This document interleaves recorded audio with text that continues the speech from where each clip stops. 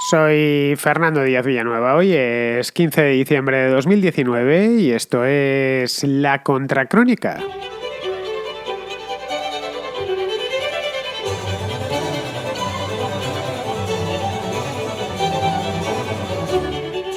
Bienvenidos un domingo más a La Contrarréplica. Nos quedan ya poquitas este año, solo un par de ellas. Pues a ver, tengo el calendario delante. Pues la del día 22 y la del día 29, porque el siguiente domingo ya estaremos en 2020, el día 5 de enero, víspera de Reyes. Habrá Contrarréplica, eso espero. Ya sabéis que yo trabajo en Navidades, trabajo en los puentes, fines de semana y demás. Y lo hago además muy gustosamente.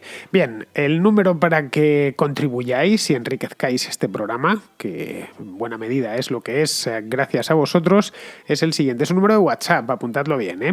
Es el 690-827909.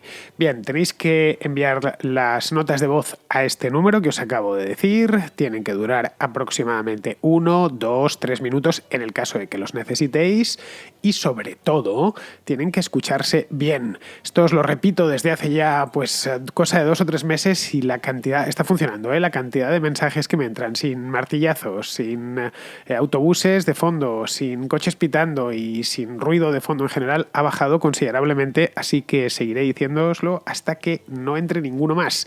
No es por nada porque me encanta meter vuestros mensajes, pero a veces pienso también en los otros oyentes que van a tener problemas serios para entender lo que decís. Así que bueno, ya sabéis, os lo seguiré diciendo hasta que no entre ninguno, cosa que calculo que será dentro de otro par de meses. Bien, pues dicho esto, pasamos ya directamente de cabeza a la contrarréplica.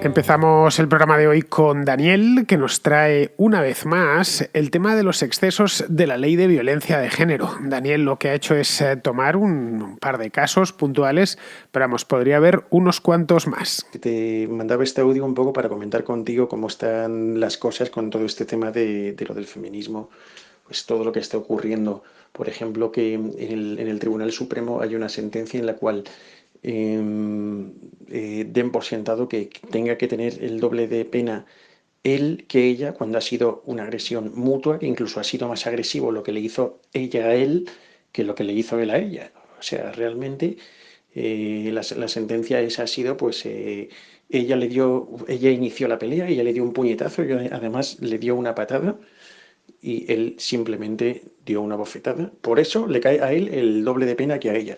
Si el feminismo es igualdad, entonces ¿cuál es el concepto de igualdad que hay en este caso? Luego también, pues me acuerdo también de algunas sentencias que estamos viendo en prensa.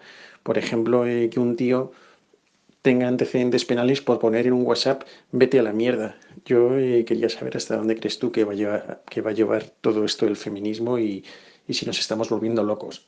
Luego también pues uno piensa, bueno, a lo mejor con lo de Vox pues empiezan a relajarse las cosas y empiezan un poco a poner el tema en la palestra y hablar de este tema, pero es que tampoco veo que esto vaya a ocurrir porque ahora Vox, el ultimátum que ha puesto en Andalucía es que se ponga el día el día de Andalucía, que se cambie o no sé qué, que me parece una gilipollez.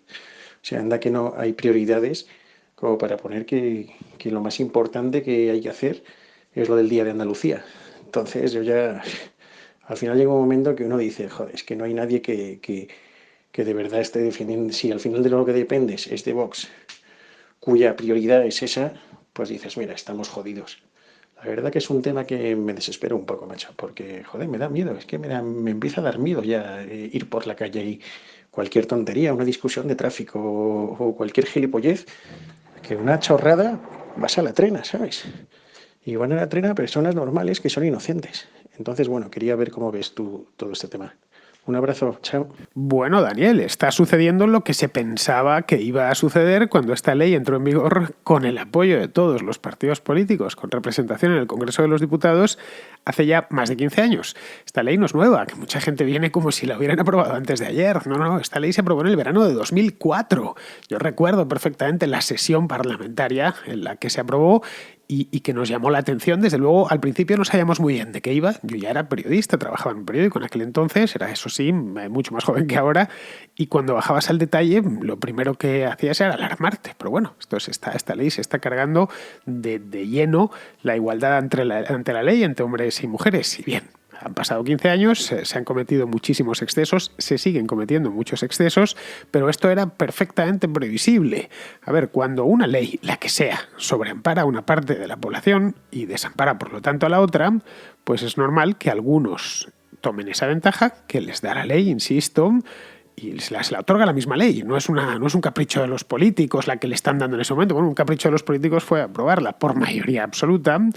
Aprovechan esa ventaja que les otorga la ley y la aprovechan en su beneficio. Esto es extrapolable a cualquier cosa. Pongamos por caso, pues qué sé yo, que a partir de mañana los habitantes de, no lo sé, escoge la provincia que quieras o la ciudad que quieras. Los que vivan en esta ciudad pues pagarán de IVA en lugar de un 21%, pagarán un 12%. Bueno, automáticamente la gente iría a comprar allí. Es decir, se vaciaría de tiendas 300 kilómetros alrededor. La legislación puede crear incentivos para una cosa buena o una cosa mala. En el caso de que bajase el IVA, bueno, pues las comunidades vecinas, las provincias vecinas tendrían que bajarlo también si pudiesen, cosa que no pueden. Pero esto mismo aplicado, qué sé yo, pongamos por caso, que decides que tienen los rubios un derecho que no tienen el resto de la población. Bueno, pues algunos rubios, evidentemente no todos, aprovecharían ese derecho y lo aprovecharían en su beneficio. Bien, pues aquí dicho esto, que lo he dicho más de una vez aquí en la contrarréplica, bueno, en la contracrónica en general, lo que yo veo es que hemos necesitado 15 años para que un partido haya denunciado en sede parlamentaria la injusticia intrínseca de esta ley. Una ley que venía animada por muy buenas intenciones y con las intenciones con las que yo estoy de acuerdo, por supuesto, que no exista ni una sola mujer más asesinada por su pareja, lo cual es un deseo que yo creo que tenemos todos. Sí, que no existan asesinatos y que la violencia quede reducida, si no eliminada completamente, eso sabemos que es imposible, si reducida a su mínima expresión. Por cierto, esta ley no ha conseguido acabar con la violencia contra las mujeres, como ya sabemos. Los números de asesinadas siguen siendo más o menos los mismos desde el año 2004. Luego ya solo por eso habría que someterla a revisión, porque no ha funcionado para lo que la animó, que era esto. Bueno, si tenemos que hacer algunos sacrificios, tenemos incluso que patalear la igualdad ante la ley a cambio de que pasemos de 40 mujeres asesinadas o 50 mujeres asesinadas al cabo de un año a 0, pues no lo sé, igual compensa. Básicamente nos lo venían a vender de esta manera. Bien, siguen siendo pues un número arriba, un número abajo, siguen siendo básicamente las mismas. Por lo tanto, ya solo por esto habría que someterla a revisión, cosa que por supuesto no van a hacer. Bueno, sí, han hablado de revisarla, pero de hacerla incluso más dura y ahondar más todavía en la desigualdad entre hombres y mujeres. Pero vamos, que hemos tardado 15 años, ¿eh? Ojo, es muchísimo tiempo, son 3 lustros. Los chicos que hoy tengan 20 años es que en aquel entonces tenían 5. Es decir, evidentemente no se pueden acordar de nada de esto. Bueno, los que tengáis 20 en aquel entonces pues erais también unos críos. Bueno, los que tengáis 20 teníais 5, entonces los que tengáis 25 teníais 10. Es decir, que tampoco os acordáis de lo que se hizo en el Congreso de los Diputados en 2004. Bien, pues quizá, si hemos tardado 15 años en que ha habido un solo partido político, que en este caso es Vox, en denunciarlo, no sé, quizá dentro de otros 15 años deciden reformarla. Para entonces, pues se habrán cometido multitud de desafueros que ya no se podrán corregir, desgraciadamente. De cualquier manera, algo se ha avanzado, porque hace solo unos años, pocos años, no os penséis que tampoco muchos, era simplemente impensable encontrar un solo diputado que criticase la ley, que la criticase, no ya digamos que propusiese algún tipo de reforma. Y ojo, no es porque estuviesen todos de acuerdo con la ley, y que muchos y muchas estaban en desacuerdo, y en petit comité, en privado, te lo hacían saber, ¿no? Pues yo no estoy de acuerdo con esto, pero claro, a ver quién coge al toro por los cuernos, quién critica esto en público.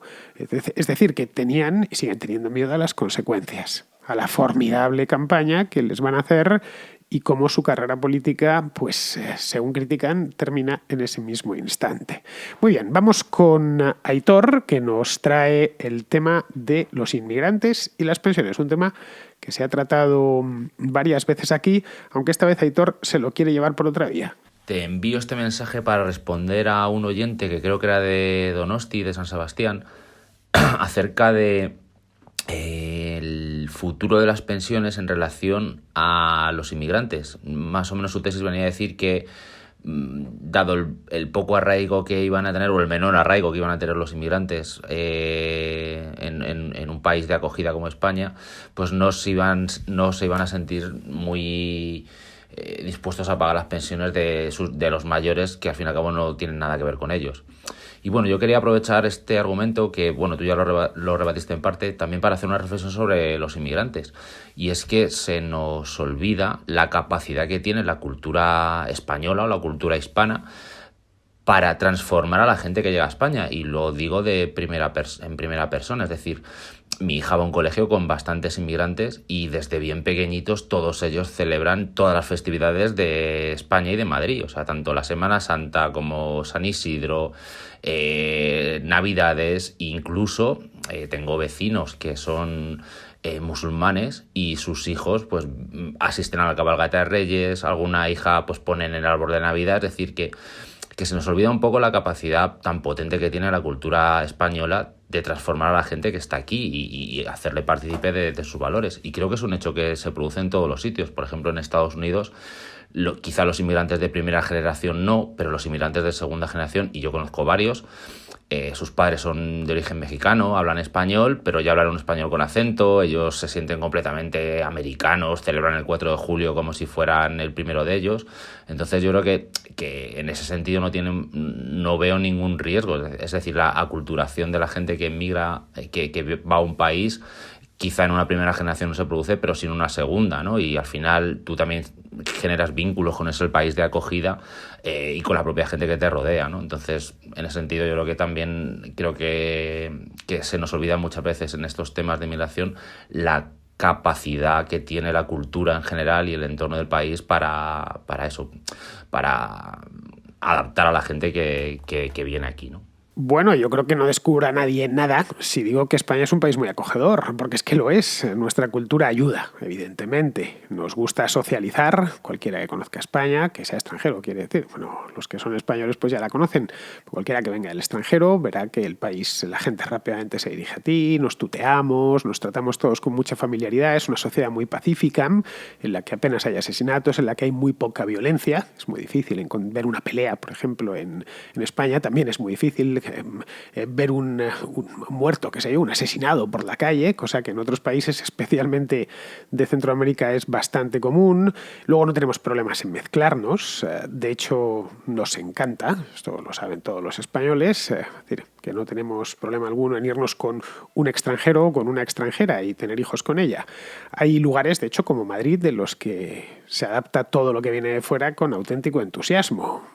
Bueno, esto es desde siempre, además, o por lo menos desde hace muchos años.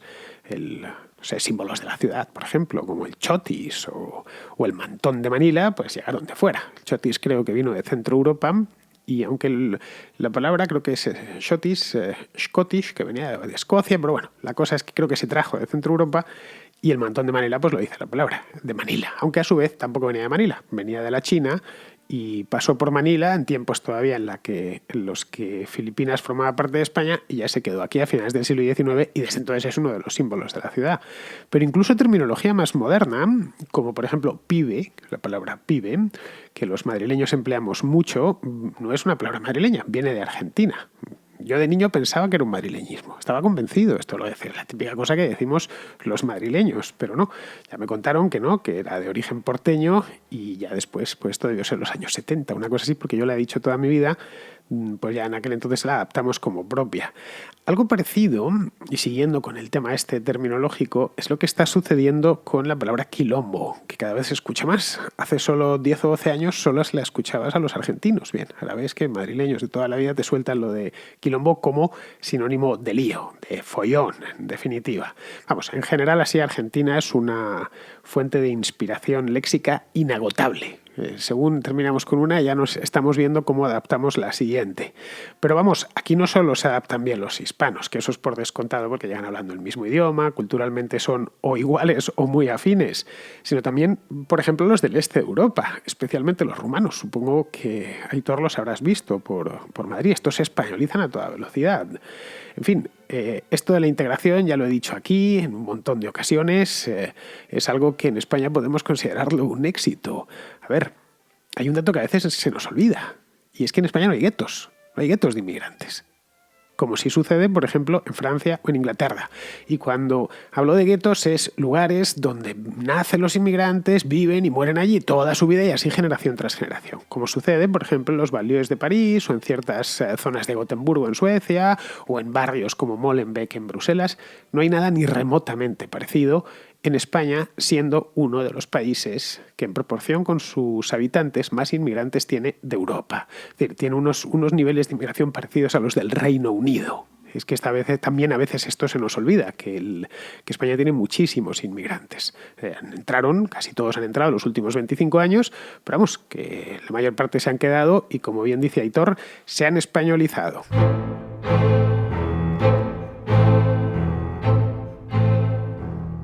Vamos ahora con Marcos, un oyente de Ciudad Real, que tiene un par de comentarios sobre Venezuela. Como tú muchas veces dices, pues la audiencia de la Contra somos la mejor audiencia que existe. Pero sí que es cierto que por mucho que conozcamos, por mucha inquietud intelectual que tengamos, hay cosas que se nos escapan y me explico. Yo tengo una amiga venezolana que hacía años que no hablaba con ella. Estas navidades me dio por felicitarle la Pascua y bueno, resulta que he empezado a hablar con ella de nuevo mucho otra vez y me está contando su realidad día a día. Yo acabo de llegar del supermercado y hoy he estado mandándole fotos de las cosas que hay aquí, de los precios y comparando con lo que hay allí, ¿vale? Y la verdad que es que Venezuela es el cóctel del mal perfecto. Porque no solo se junta el problema de la inflación, sino el problema de la falta de producción. Una moneda que inflaciona a un ritmo bestial con un país que no produce y tiene que importar, pues la tragedia es importante. En resumen, todos los productos que hemos comparado con el supermercado español y venezolano, todos los productos, a excepción de algunos por cosas especiales, son más baratos en España, en un supermercado de España, que en Venezuela. Y no es uno de los supermercados más baratos al que he ido. Y hay un sueldo muy normal, está entre los 5 y los 10 dólares mensuales. Entonces, ¿cómo vas a comer? ¿Cómo vas a comprar medicinas? ¿Cómo vas a hacer nada en un país que tiene unos precios de comida similares o ligeramente superiores a los españoles y con un salario de 5 o 10 dólares mensuales? Imposible vivir. La tragedia humanitaria que se está viviendo en Venezuela ahora mismo, te diría que es cruel, ya no es cruel. Yo diría que lo cruel es cómo los países occidentales están ignorando esa situación. Hace falta sacar a esa gente de allí ya. Ya, porque es que se está muriendo ahora mismo, mientras tú y yo estamos intercambiando opiniones, están muriendo millones de personas de hambre porque no se puede comprar nada. Y la inflación, todos sabemos que hay inflación en Venezuela, todos podemos conocer el dato si lo buscamos, pero verlo en primera persona, la verdad que sorprende un montón. Mira, para el 24 de diciembre le mandé un dinero para que pudiera comprarse unas medicinas. Ha estado 4 meses con una bronquitis. Y le he vuelto a mandar dinero hace 2 días para que pudiera comer. Y me han dado el doble de bolívares hoy que el día 24 de diciembre. El doble. O sea, estamos a 10 de enero. En 16 días ha perdido la mitad de su valor el bolívar. Es impresionante. Si el dinero que yo le mandé el día 24 lo hubiera ahorrado, hoy valdría la mitad. Hoy podría comprar la mitad de cosas. Es una tragedia, pero vamos. Creo que estas cosas es necesario que las conozcamos en el mundo occidental o en el primer mundo, como queramos llamarlo, porque sinceramente no se puede vivir ajeno a esa situación. Y pues nada, yo espero que la comunidad internacional tome alguna decisión al respecto. Hoy ha sido el día que parece ser que a partir de hoy es oficialmente Maduro dictador para los cuerpos diplomáticos de todo el mundo. Yo creo que para cualquiera con dos dedos de frente Maduro lleva siendo un dictador desde que tomó cargo por primera vez. Pero bueno, es lo que hay. Y nada, pues ya está, reflexión hecha o información dada, como queramos decirlo. Enhorabuena por tu programa y un saludo a todos los oyentes de la Contracrónica. Bueno, Marcos, a ver, la inflación, así, de manera general, suele traer desabastecimiento, pero es que en Venezuela se da además una circunstancia agravante. Y es que hay control de precios, y lo hay desde hace muchísimo tiempo, por lo que a nadie le interesa producir nada. Es muy fácil de entender. Pongamos por caso que tú tienes 4 vacas en una granja a las afueras de Caracas y produces leche y quieres ponerla en el mercado, lógicamente, porque tienes las vacas pues para eso, para producir leche, venderla y tú poder comer. Bien, si el gobierno te dice que tienes que vender el litro de leche a 10 bolívares, pero a ti producir el litro de leche te cuesta 12, lo que vas a hacer es sacrificar a las vacas y comértelas, no hay más. Bueno, puedes vender esa leche en el mercado negro, que es en definitiva lo que sucede, pero no la venderás entonces a 10 bolívares, ni a 12, ni a 15, la venderás más cara, tendrás que meterle una prima. Por si acaso te cazan y te meten en la cárcel o directamente te pegan un tiro. Entonces, cuando juntas inflación y control de precios, el resultado es el que vemos en Venezuela. Una de las cosas que ha conseguido Venezuela es dar una lección de economía política en vivo a una nueva generación de economistas que están viendo cómo todas esas ideas que jamás han funcionado a lo largo de toda la historia de la humanidad vuelven a no funcionar y además se pueden ver directamente, que han salido del papel, han salido de los libros de economía y han pasado al mundo real. Ojo, lo están sufriendo personas de carne y hueso como los venezolanos, pero vamos, se vuelve a ver que efectivamente los controles de precios vacían los estantes de los supermercados, que la inflación devasta y arruina por completo a las sociedades. En fin, nada que no se hubiese teorizado previamente y que no hubiéramos visto en otros lugares previamente. Porque es que esto ya ha ocurrido. Es que lo de Venezuela no es nuevo.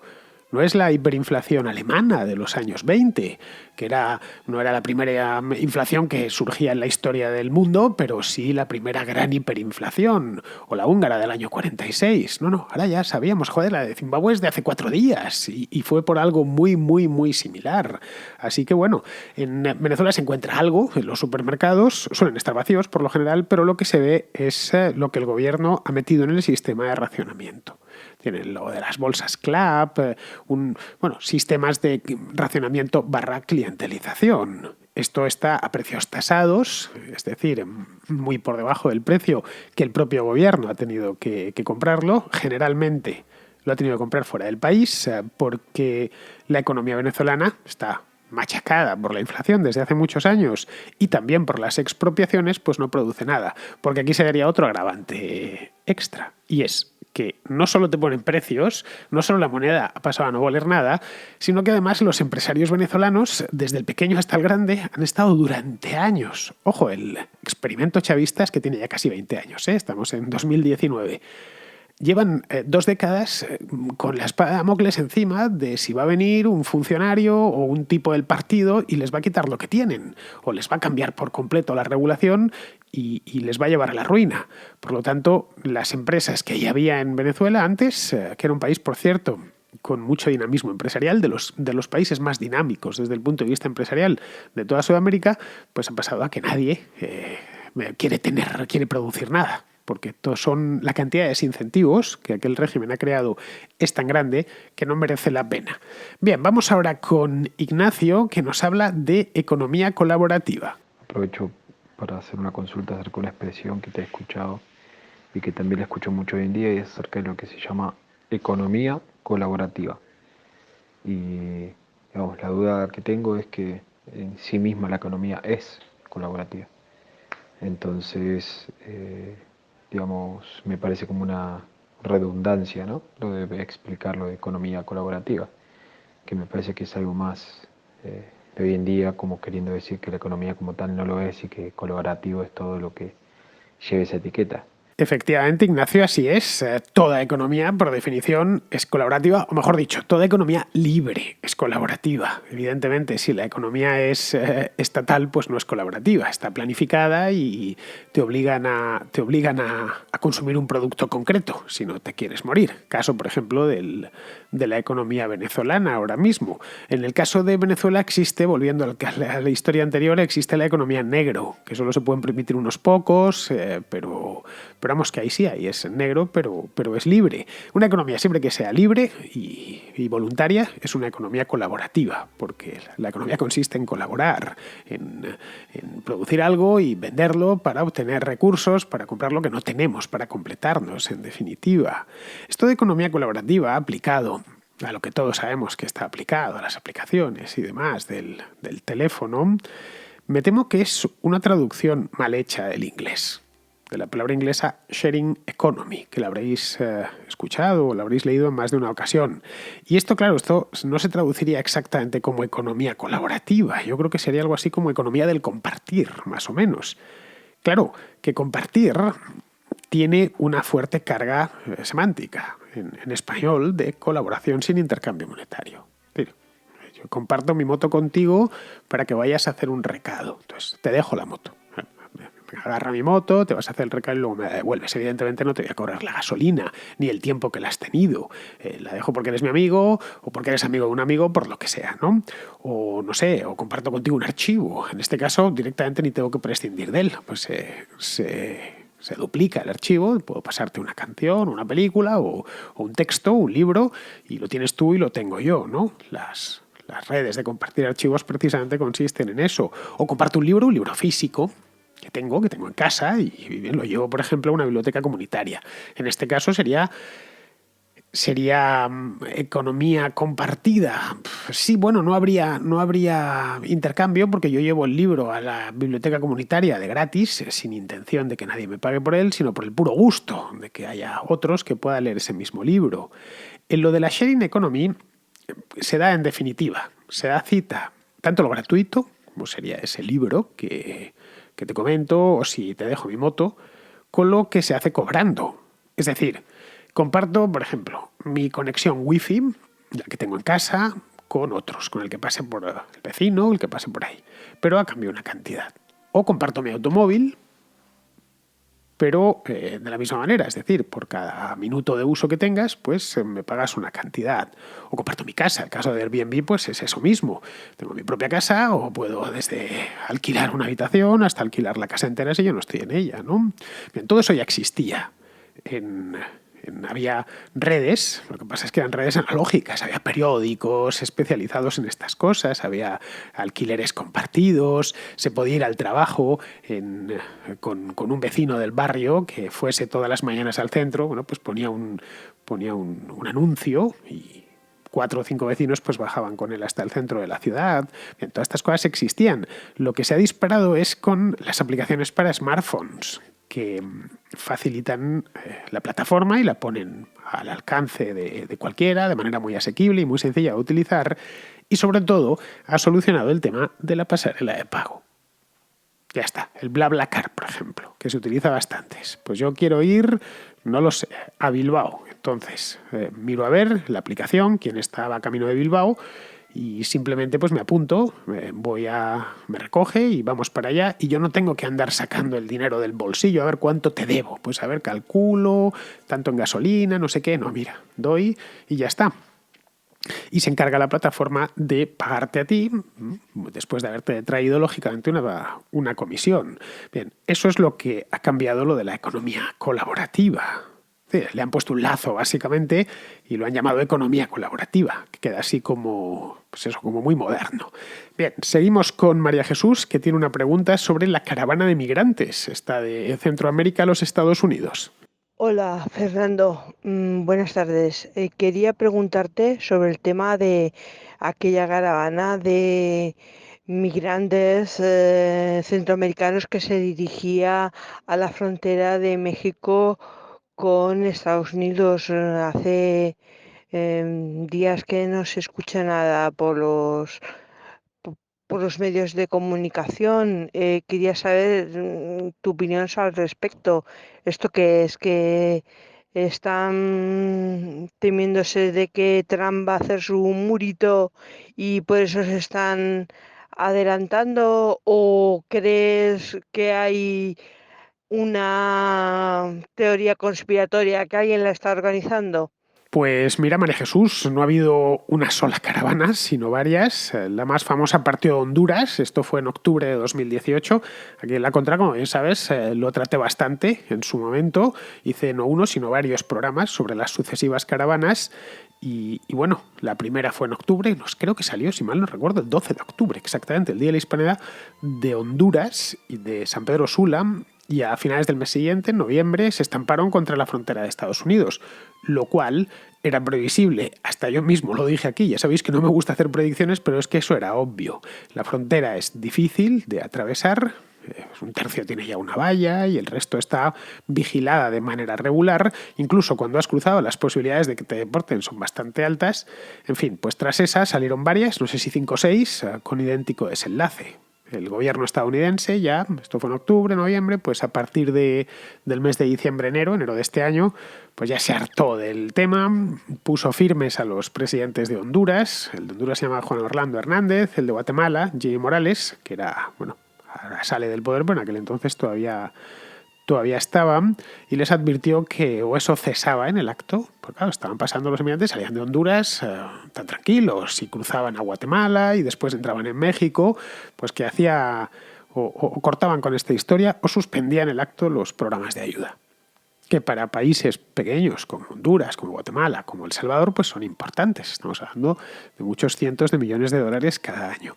También puso firme a López Obrador, y México no es un país pequeño, ni mucho menos. A este le amenazó con cerrar la frontera. Hizo un programa sobre este tema este mismo año. Lo que, claro, imaginaros, si Estados Unidos cierra la frontera con México, esto le daría problemas a Estados Unidos, lógicamente, pero para México sería, bueno, directamente una tragedia, ya que el 80% o casi el 80% de las exportaciones mexicanas viajan en sentido norte, viajan hacia los Estados Unidos. Así que el tema se ha desinflado, o mejor dicho, lo han desinflado desde Washington. Pero vamos, siguen llegando inmigrantes, ya no en forma de caravana, pero siguen llegando inmigrantes a la frontera, pues porque eso no se puede detener simplemente. Algunos consiguen cruzar y luego unos cuantos consiguen quedarse. Es decir, la historia de siempre, o al menos de los últimos 30 años.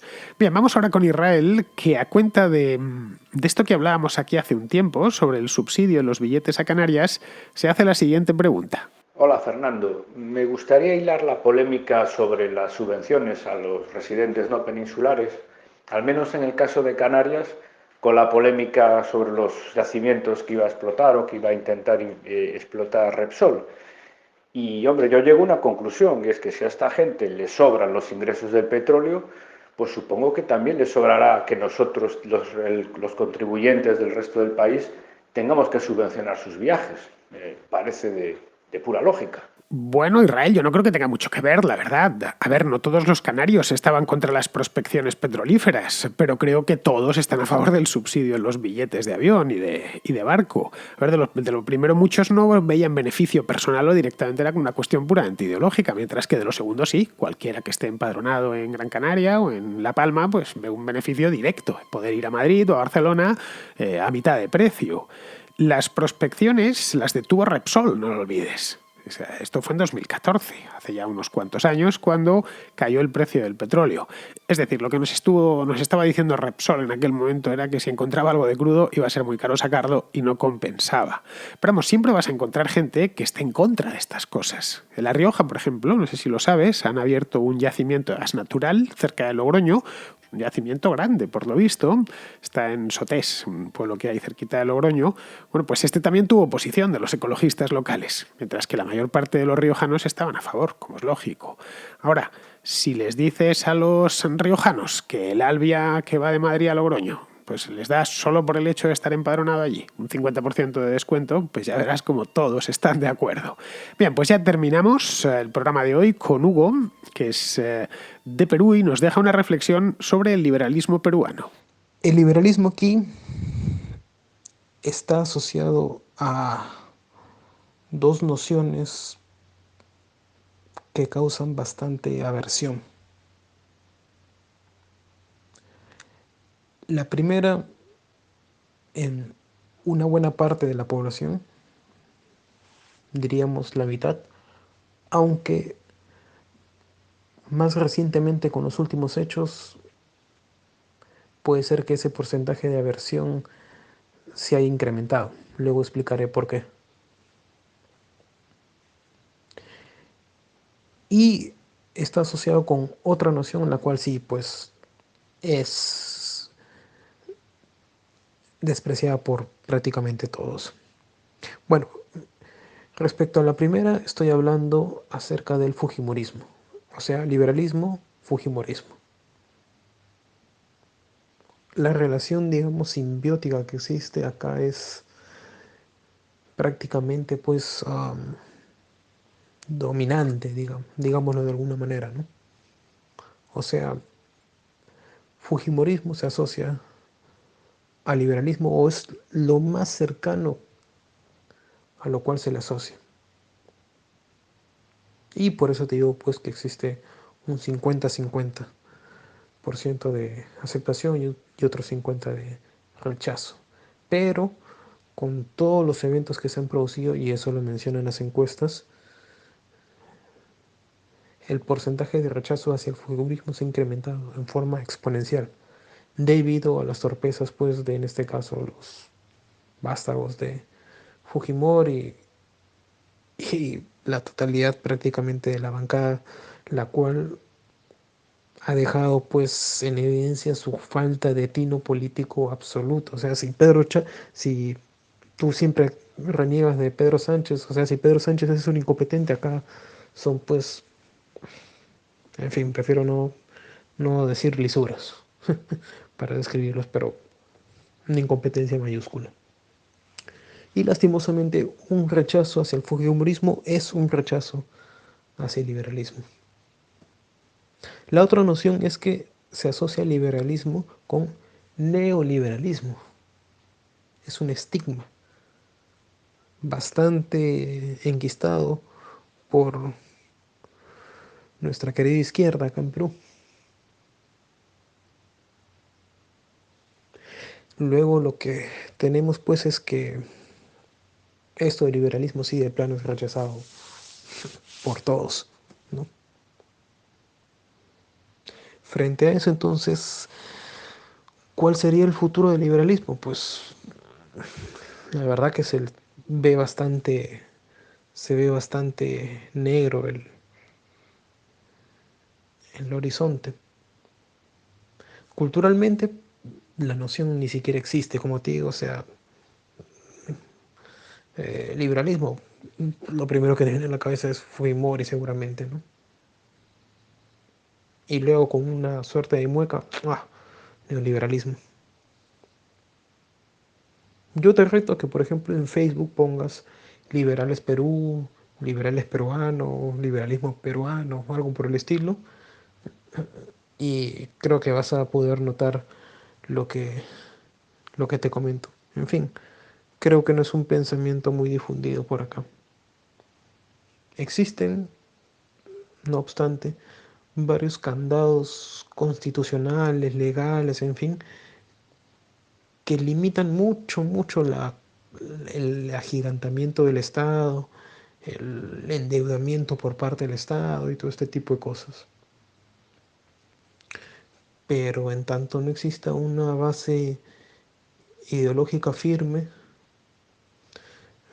bueno, no sabemos hasta cuánto tiempo puede durar. En fin, eh, son pues, digamos, pensamientos pues que quería compartir contigo. Espero que en algún momento merezcan un comentario por parte tuya que siempre ayudará pues a dilucidar mejor estas ideas. nos has hecho un retrato, Hugo, muy fidedigno y del que podríamos encontrar paralelos en otras partes de Hispanoamérica y, bueno, y de la propia España también. A ver, no olvides que los hispanos tocamos siempre la misma partitura, pero con variaciones regionales. De ahí que cuando miramos un país y el otro encontramos muchos puntos familiares. Muy bien, pues con esto, queridos amigos, termina la contrarréplica de hoy y yo os emplazo a que regreséis por aquí mañana.